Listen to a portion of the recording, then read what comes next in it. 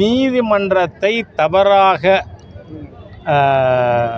சித்தரிக்கின்ற வேலையில் இந்த வாஞ்சநாதன் நீங்கள் சொல்கிற நபர், அவர் பெரிய வக்கீலாக இது வரைக்கும் அவர் என்ன சோலி சோரப்ஜி மாதிரி சட்ட நிபுணர் அவரை கேள்விப்பட்டிருக்கோமா?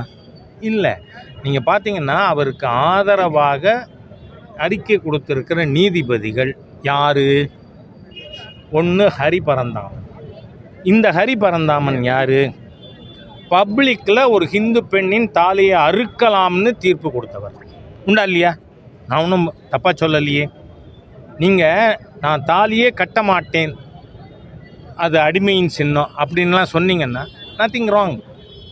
ஆனால் தாலியை கட்டி அதை பப்ளிக்கில் நான் அறுப்பேன்னு சொன்னால் அது ஆத்திரமூட்டும் செயலா இல்லையா? அதை ஆதரித்தவர் இந்த ஹரிபரந்தாமன். அதே மாதிரியாக சந்துரு அவர்கள், நான் ஏற்கனவே அவர் கொடுத்த அந்த பள்ளிக்கூடத்தில் சில சீர்திருத்தங்கள்னு சொல்லி சீர்கேடுகளை பரிந்துரை பண்ணியிருக்கார். அதில் பொட்டு வைக்கிறது, கையில் கயிறு கட்டுறது. இப்போ நான் இந்த கயிறு கட்டியிருக்கேன், நான் என்ன ஜாதி?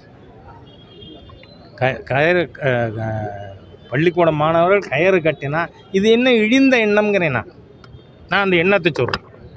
என்ன அந்த எண்ணம் இழிந்த எண்ணமா இல்லையா? அதனால் அந்த மாதிரியா தீர்ப்பு கொடுத்த முன்னாள் எல்லாம் எக்ஸ் தானே, அந்த எக்ஸ் எல்லாம் சேர்ந்து இந்த தேங்காய்மூடி வழக்கறிஞருக்கு ஆதரவாக கொடுத்துருக்காங்க. அது என்ன விதமான பாதிப்பை ஏற்படுத்த போகிறது? குன்றம் அப்படின்னாலே தமிழ் கடவுள் முருகன் தான். அந்த குடமுழுக்கு அப்புறம் பல்வேறு பகுதிகளிலிருந்து ஏராளமான பக்தர்கள் வர்றாங்க. தொடர்ந்து இதை எப்படி பார்க்குறீங்க? நீங்கள் பார்த்தீங்கன்னா முதல்ல ஆதிசங்கரர் அவர்கள் 6 மதங்களாக இந்து மதத்தில் இருக்கின்ற வழிபாட்டு முறைகளை வைத்து ஒருங்கிணைத்தார். சிவனை வழிபடுபவர்கள் சைவர்கள், விஷ்ணுவை வழிபடுபவர்கள் வைஷ்ணவர்கள், கணபதியை வழிபடுபவர்கள் காணபத்தியர்கள், குமரனை வழிபடுபவர்கள் கௌமாரர்கள், சக்தியை வழிபடுபவர்கள் சௌரர்கள், சாக்தர்கள், சூரியனை வழிபடுங்க சௌரர்கள்னு. இது எந்த காலத்துலேருந்து இருக்குது?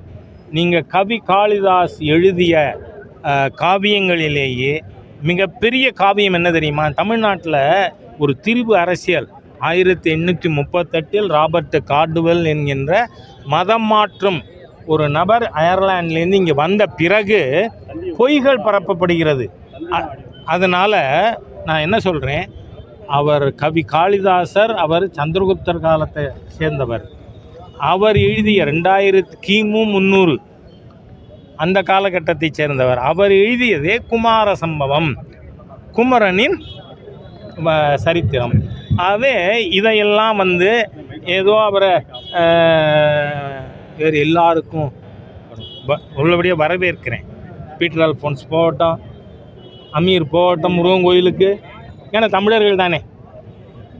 பீட்டர் அல்ஃபோன்ஸோ அமீரோ ஜபாருல்லாவோ அவர்கள் தமிழர்கள் என்றால் நீ தமிழ் கடவுளை போய் வழிபடுங்கிறேனா? வழிபடு, இல்லைன்னா யூ ஆர் நாட் தமிழ்ஸ். அதனால் நீ போக மாட்டேங்கிற. இல்லை, ஒன்று ஒப்புக்கொள்ளுங்கள், முருகன் இந்து கடவுள். அதனால் நீங்கள் இப்போ இதுக்குள்ளே விளையாடுற விளையாட்டை மக்கள் ஏற்க மாட்டார்கள்ன்றதை சொல்கிறேன். செய்திகளை உடனுக்குடன் தெரிந்து கொள்ள கீழ்கண்ட கேபிள் மற்றும் டிடிஹெச் நெட்வொர்க்குகளில் எம்நாடு செய்தி தொலைக்காட்சியை காணுங்கள். பாதகம் செய்பவரை கண்டால் நாம் பயம் கொள்ளலாகாது பாப்பா. மோதி மிதித்து விடு பாப்பா, அவர் முகத்தில் உமிழ்ந்து விடு பாப்பா. அண்மை செய்திகளை உடனுக்குடன் தெரிந்து கொள்ள இணைந்திருங்கள் எம்நாடு தொலைக்காட்சியுடன்.